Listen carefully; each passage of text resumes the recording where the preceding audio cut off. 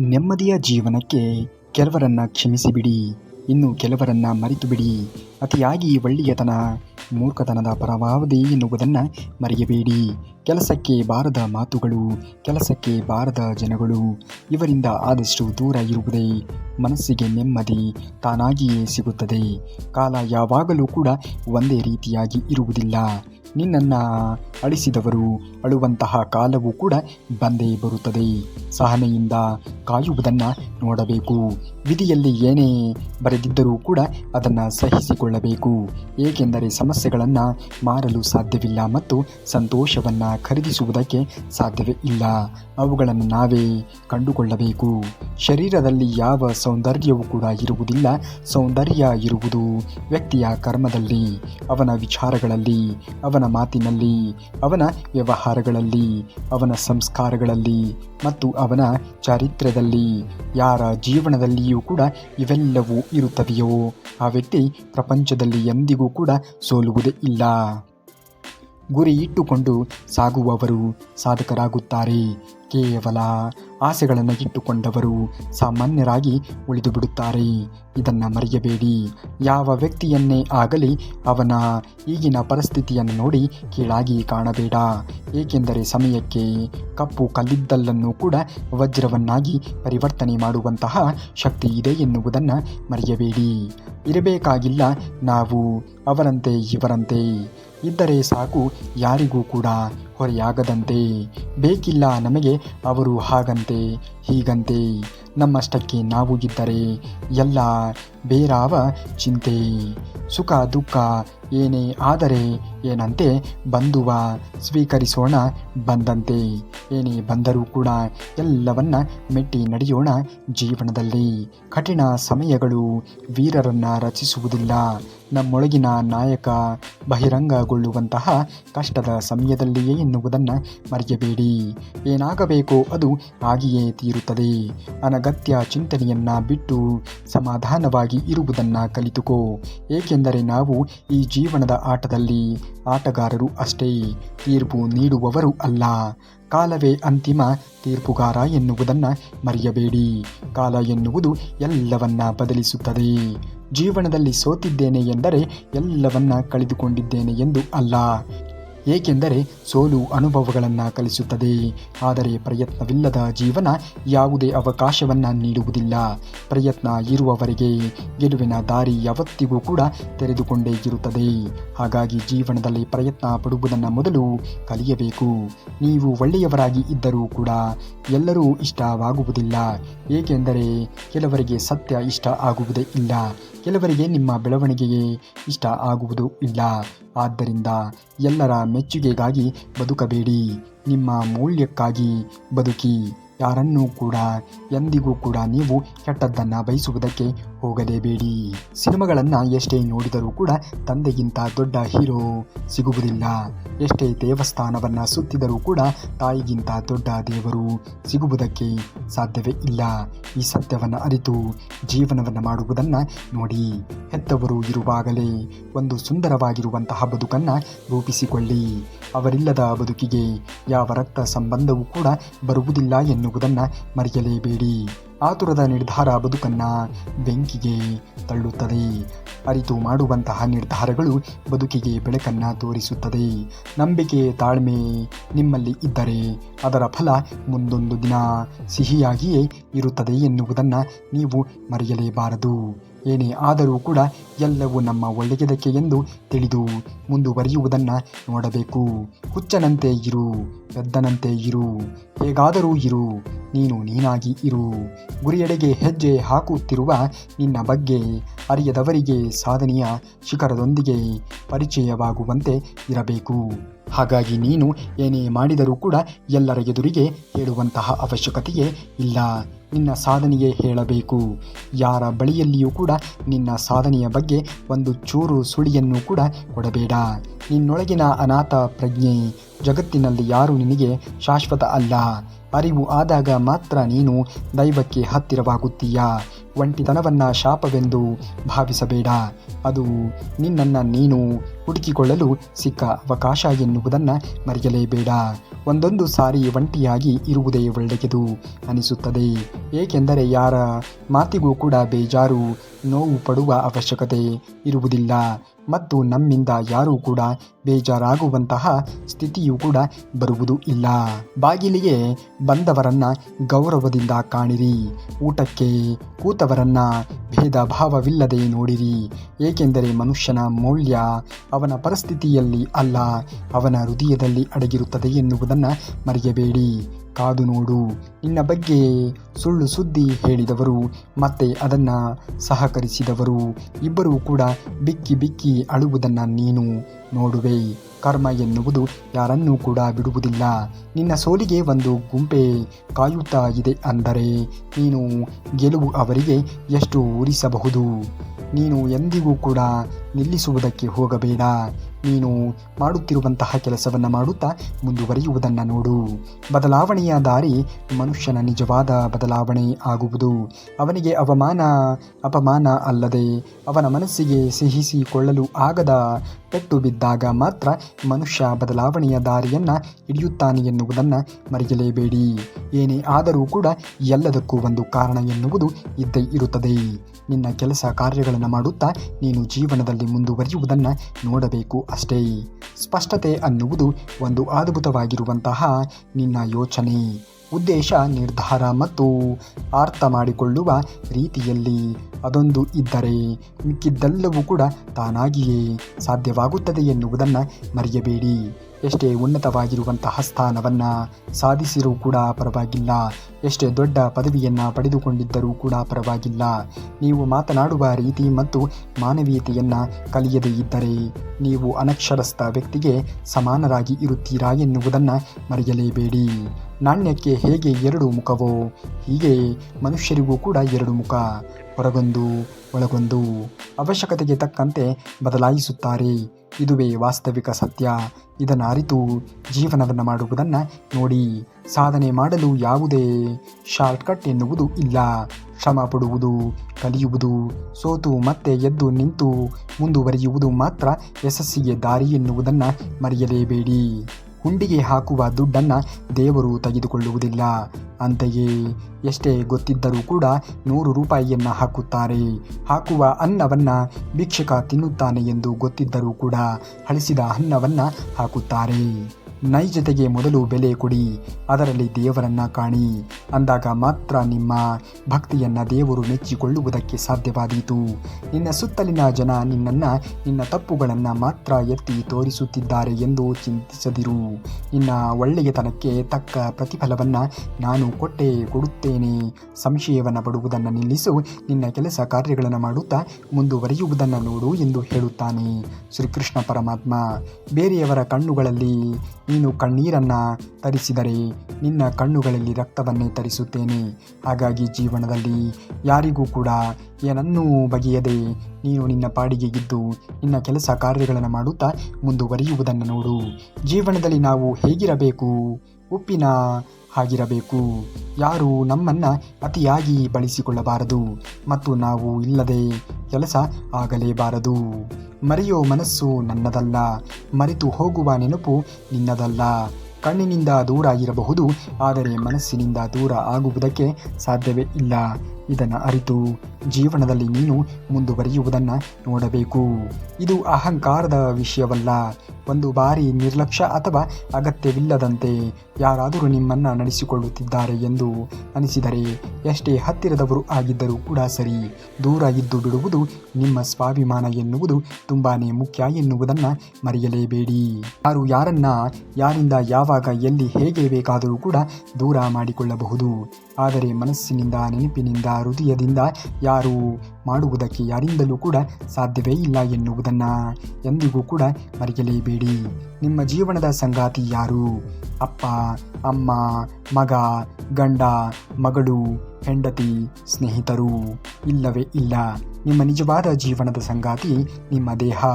ನೀವು ನಿಮ್ಮ ದೇಹವು ಸರಿಯಾದ ರೀತಿಯಲ್ಲಿ ಪ್ರತಿಕ್ರಿಯೆಗಳನ್ನು ಕೊಡುವುದನ್ನು ನಿಲ್ಲಿಸಿದ ನಂತರ ಯಾರೂ ಕೂಡ ನಿಮ್ಮೊಂದಿಗೆ ಇರುತ್ತಾರೆ ಎಂದು ಹೇಳುವುದಕ್ಕೆ ಸಾಧ್ಯವೇ ಇಲ್ಲ. ನೋಡಿ, ಹೇಳುವಷ್ಟು ಹೇಳಿ ಸುಮ್ಮನೆ ಇರಬೇಕು. ಏಕೆಂದರೆ ನೀರು ದೇಹವನ್ನು ಸ್ವಚ್ಛಗೊಳಿಸಬಹುದು, ಒಳಗಿನ ಗುಣವನ್ನು ಅಲ್ಲವೇ ಅಲ್ಲ ಎನ್ನುವುದನ್ನು ಮರೆಯಬೇಡಿ.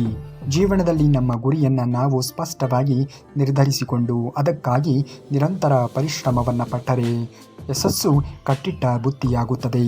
ಗುರಿಯಿಲ್ಲದ ಜೀವನ ದಿಕ್ಕಿಲ್ಲದ ಪ್ರಯಾಣದಂತೆ ಇರುತ್ತದೆ ಎನ್ನುವುದನ್ನು ಮರೆಯಲೇಬೇಡಿ.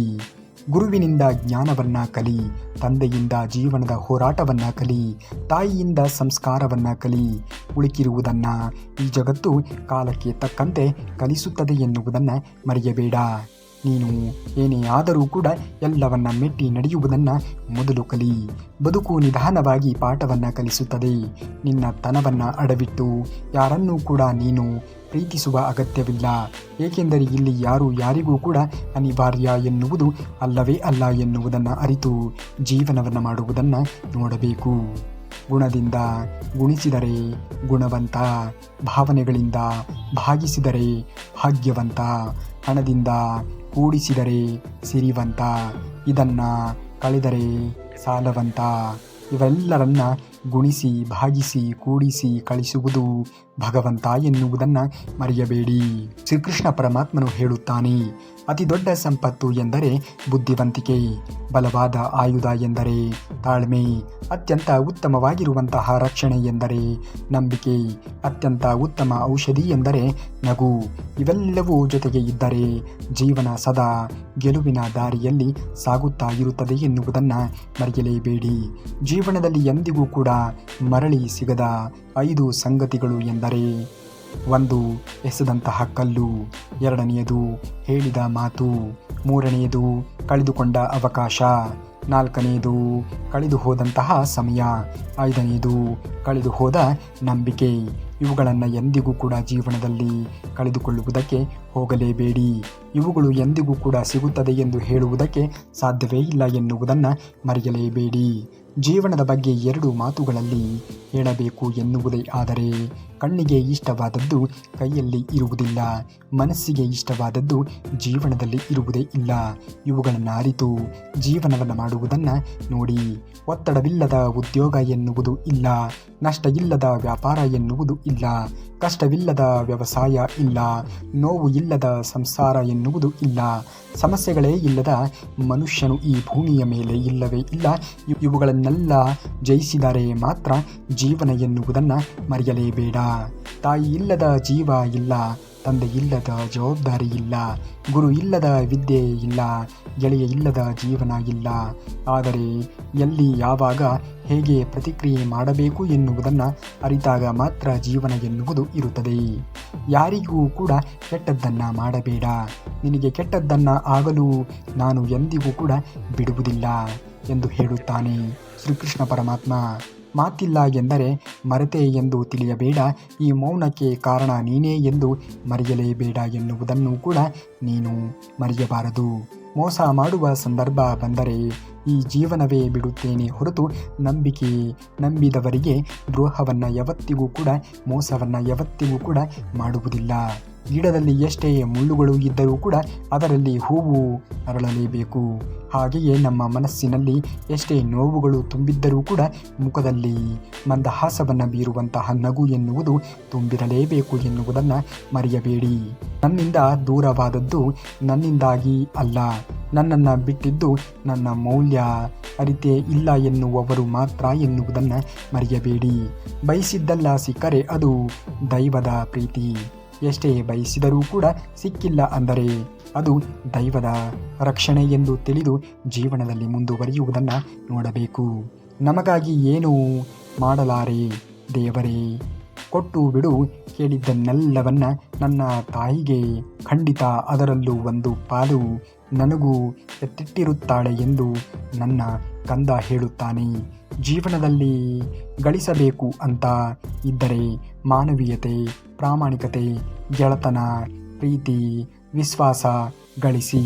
ಹಣ ಆಸ್ತಿ, ಅಂತಸ್ತು, ಭಿಕ್ಷಕರನ್ನ ಗಳಿಸುತ್ತಾರೆ ಎನ್ನುವುದನ್ನು ಮರೆಯಲೇಬೇಡಿ. ಅನಿಷ್ಟ ಎಂದವರ ಮುಂದೆ ನಿಷ್ಕಲ್ಮಶದಂತೆ ಸಾಗಿ ಅದೃಷ್ಟ ಎನ್ನುವಂತೆ ಬದುಕಬೇಡ. ಜೀವನದಲ್ಲಿ ಬುದ್ಧಿ ಇದ್ದವನು ಯುದ್ಧ ಗೆಲ್ಲುತ್ತಾನೆ, ಗುಣ ಇದ್ದವನು ಮನಸ್ಸನ್ನು ಗೆಲ್ಲುತ್ತಾನೆ, ಆದರೆ ತಾಳ್ಮೆಗಿದ್ದವನು ಜಗತ್ತನ್ನೇ ಗೆಲ್ಲುತ್ತಾನೆ ಎನ್ನುವುದನ್ನು ಮರೆಯಬೇಡಿ. ಜೀವನದಲ್ಲಿ ಏನೇ ಆದರೂ ಕೂಡ ತಾಳ್ಮೆಯನ್ನು ಎಂದಿಗೂ ಕೂಡ ಕಳೆದುಕೊಳ್ಳಲೇಬೇಡಿ. ನಿನ್ನನ್ನು ಅರ್ಥ ಮಾಡಿಕೊಳ್ಳಲು ಕೇವಲ ಇಬ್ಬರು ವ್ಯಕ್ತಿಗಳಿಂದ ಮಾತ್ರ ಸಾಧ್ಯ. ಒಬ್ಬರು ನಿನ್ನಂತೆಯೇ ಪರಿಸ್ಥಿತಿಗಳನ್ನು ಎದುರಿಸುವವರು ಮತ್ತು ಇನ್ನೊಬ್ಬರು ನಿನ್ನನ್ನು ಅಪಾರವಾಗಿ ಪ್ರೀತಿಸುವವರು. ಅಂತಹ ಪ್ರೀತಿಸುವಂತಹ ವ್ಯಕ್ತಿ ನಿನಗೆ ಸಿಕ್ಕರೆ ಎಂದಿಗೂ ಕೂಡ ಅವರನ್ನು ಬಿಡಲೇಬೇಡ. ಅದ್ಭುತ ಸಾಲೊಂದನ್ನು ನಾನು ಓದಿದೆ. ನಿಲ್ಲಲು ಅವಕಾಶವಿರದ ಸ್ಥಳಗಳಲ್ಲಿ ಕೂರಲು ಕುರ್ಚಿ ಬಯಸಬಾರದು. ಮಿತಿ ಮೀರಿದ ವರ್ತನೆ ನಮ್ಮನ್ನು ಮೂರ್ಖತನದ ಕಡೆಗೆ ಕರೆದುಕೊಂಡು ಹೋಗುತ್ತದೆ ಎನ್ನುವುದನ್ನು ಮರೆಯಬಾರದು. ಜೀವನದಲ್ಲಿ ಯಾರನ್ನಾದರೂ ನಂಬಿ, ಆದರೆ ನಂಬುವುದಕ್ಕಿಂತ ಮೊದಲು 100 ಸಲ ಅಲ್ಲ, ನಾವು 1000 ಬಾರಿ ಯೋಚನೆಗಳನ್ನು ಮಾಡಬೇಕು. ಏಕೆಂದರೆ ಕೆಲವೊಂದು ಸಲ ನಮ್ಮ ಸ್ವಂತ ಹಲ್ಲುಗಳು ಕೂಡ ನಮ್ಮ ನಾಲಿಗೆಯನ್ನು ಕಚ್ಚಿ ಬಿಡುತ್ತದೆ ಎನ್ನುವುದನ್ನು ಮರೆಯಬಾರದು. ಒಳ್ಳೆಯತನಕ್ಕೆ ಬೆಲೆ ಇಲ್ಲ ಅನ್ನುವುದು ಎಷ್ಟು ಸತ್ಯವೋ ಹಾಗೆಯೇ ಆ ಒಳ್ಳೆಯತನ ನಮ್ಮನ್ನು ಕೈ ಬಿಡುವುದಿಲ್ಲ ಅನ್ನುವುದು ಕೂಡ ಅಷ್ಟೇ ಸತ್ಯವಾಗಿರುವಂತಹ ಮಾತು. ಬೇಡಿಕೆ ಈಡೇರಿಸದೇ ಇದ್ದರೆ ದೇವರನ್ನೇ ಬದಲಾಯಿಸುವ ಜನ ನಮ್ಮನ್ನು ಬದಲಾಯಿಸಿದರೆ ಅದರಲ್ಲಿ ಆಶ್ಚರ್ಯ ಏನೂ ಕೂಡ ಇರುವುದಿಲ್ಲ ಎನ್ನುವುದನ್ನು ಮರೆಯಬೇಡಿ. ಸ್ಮಶಾನವೇ ಘಮಘಮಿಸುತ್ತದೆ ಶವಗಳಿಗೆ ಇಟ್ಟ ಹೂವುಗಳಿಂದ, ಊರೇ ನಾರುತ್ತಾ ಇರುತ್ತದೆ ಕೊಳಿತ ಮನಸ್ಸುಗಳಿಂದ. ಇವುಗಳನ್ನು ಅರಿತು ಜೀವನಗಳನ್ನು ಮಾಡಿ. ಕೃಷ್ಣ ಪರಮಾತ್ಮನು ಹೇಳುತ್ತಾನೆ, ಎಷ್ಟೇ ತಾಳ್ಮೆಯಿಂದ ಇರುತ್ತೇವೆಯೋ ಅಷ್ಟು ಅಗ್ರಗಣ್ಯವಾಗಿರುವಂತಹ ಸ್ಥಾನ, ಎಷ್ಟು ದೂರ ಇರುತ್ತೇವೆಯೋ ಅಷ್ಟು ಗೌರವ, ಎಷ್ಟು ಕಡಿಮೆ ಪ್ರೀತಿಯನ್ನು ಮಾಡುತ್ತೇವೆಯೋ ಅಷ್ಟು ಮನಃಶಾಂತಿ, ಎಷ್ಟು ಕಡಿಮೆ ಆಸೆಯನ್ನು ಪಡುತ್ತೇವೆಯೋ ಅಷ್ಟು ನೆಮ್ಮದಿ ಎನ್ನುವುದು ನಮಗೆ ಸಿಗುತ್ತಾ ಹೋಗುತ್ತದೆ. ಯಾರೋ ಚಾಣಕ್ಯನನ್ನು ಕೇಳಿದರಂತೆ, ವಿಷ ಎಂದರೆ ಏನು ಅಂತ. ಆತ ಬಹು ಸುಂದರವಾಗಿರುವಂತಹ ಉತ್ತರವನ್ನು ನೀಡಿದನಂತೆ. ನಮ್ಮ ಅವಶ್ಯಕತೆಗಳಿಗಿಂತ ಏನೋ ಹೆಚ್ಚಾದರೂ ಕೂಡ ಅದು ವಿಷ ಎಂದು. ಅದು ಅಧಿಕಾರವಾಗಿರಬಹುದು, ಐಶ್ವರ್ಯವಾಗಿರಬಹುದು, ಹಸಿವೆ ಆಗಿರಬಹುದು, ದುರಾಸೆಯೇ ಆಗಿರಬಹುದು, ಸೋಮಾರಿತನವೇ ಆಗಿರಬಹುದು, ಪ್ರೇಮ, ಆಕಾಂಕ್ಷೆ, ದ್ವೇಷ ಅಥವಾ ಯಾವುದಾದರೂ ಕೂಡ ಆಗಿರಬಹುದು. ಅತಿಯಾದರೆ ಎಲ್ಲವೂ ಕೂಡ ವಿಷವಾಗಿಯೇ ಪರಿಣಮಿಸುತ್ತದೆ ಎಂದು. ಜಗತ್ತಿನಲ್ಲಿ ಎಂಥವರೇ ಆಗಿರಲಿ, ರೋಗ, ದುಃಖ, ಮುಪ್ಪು ಮತ್ತು ಸಾವು ಈ 4ರಿಂದ ತಪ್ಪಿಸಿಕೊಳ್ಳಲು ಯಾರಲ್ಲೂ ಕೂಡ ಸಾಧ್ಯವಿಲ್ಲ. ಇದು ತತ್ವಜ್ಞಾನವಲ್ಲ, ಪ್ರಕೃತಿಯ ಸತ್ಯ ಎನ್ನುವುದನ್ನು ಮರೆಯಬೇಡಿ. ವಯಸ್ಸು ಯಾವುದೇ ಇರಲಿ, ಜೀವನ ಪ್ರತಿದಿನ ಒಂದಲ್ಲ ಒಂದು ಹೊಸ ಪಾಠವನ್ನು ಕಲಿಸುತ್ತಲೇ ಇರುತ್ತದೆ ಎನ್ನುವುದನ್ನು ಮರೆಯಲೇಬೇಡಿ. ಆ ಹೊಸ ಪಾಠವನ್ನು, ಹೊಸ ಯೋಚನೆಯನ್ನು ಜೀವನದಲ್ಲಿ ಹೊಂದಿಸಿಕೊಂಡು ಜೀವನವನ್ನು ಮಾಡುವುದನ್ನು ನೋಡಬೇಕು. ಇತರರ ಹೃದಯದಲ್ಲಿ ನಾವು ಬಿತ್ತಿದ ಬೀಜವೇ ನಾಳೆ ನಮ್ಮ ಜೀವನದಲ್ಲಿ ಫಲವಾಗಿ ಬರುತ್ತದೆ. ಗೌರವ ಕೊಟ್ಟರೆ ಗೌರವ ಸಿಗುತ್ತದೆ, ದ್ರೋಹ ಮಾಡಿದರೆ ಅದರ ಪ್ರತಿಫಲ ಎನ್ನುವುದು ಸಿಕ್ಕೇ ಸಿಗುತ್ತದೆ. ಜೀವನದ ಸತ್ಯ ಸುಮ್ಮನೆ ತಮಾಷೆ ಮಾಡಿದೆ ಎನ್ನುವುದರ ಹಿಂದೆ ನಿಜ ಇರುತ್ತದೆ. ಏನಾದರೂ ಮಾಡಿಕೋ ಅನ್ನುವುದರ ಹಿಂದೆ ಕಾಳಜಿ ಇರುತ್ತದೆ.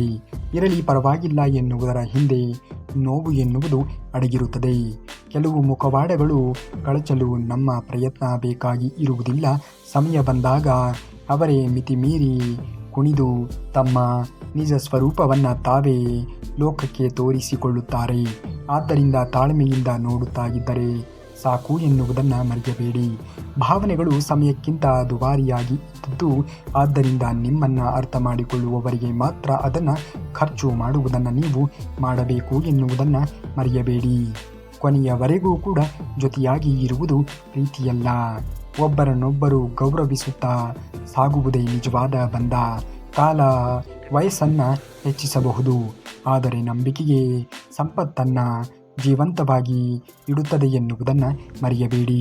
ಶ್ರೀಗಂಧವನ್ನು ಬಚ್ಚಿಡಬಹುದು, ಆದರೆ ಅದರ ಸುಗಂಧವನ್ನು ಬಚ್ಚಿ ಇಡುವುದಕ್ಕೆ ಸಾಧ್ಯವೇ ಇಲ್ಲ.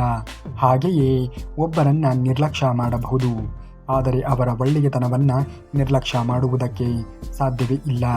ದೇವರು ಕೊಟ್ಟು ಕೂಡ ನೋಡುತ್ತಾನೆ, ಅದೇ ರೀತಿ ಕಿತ್ತುಕೊಂಡು ಕೂಡ ನೋಡುತ್ತಾನೆ. ಅರಿತು ಬಾಳಲೆಂದು ಬೀಳಿಸಿಯೂ ಕೂಡ ನೋಡುತ್ತಾನೆ.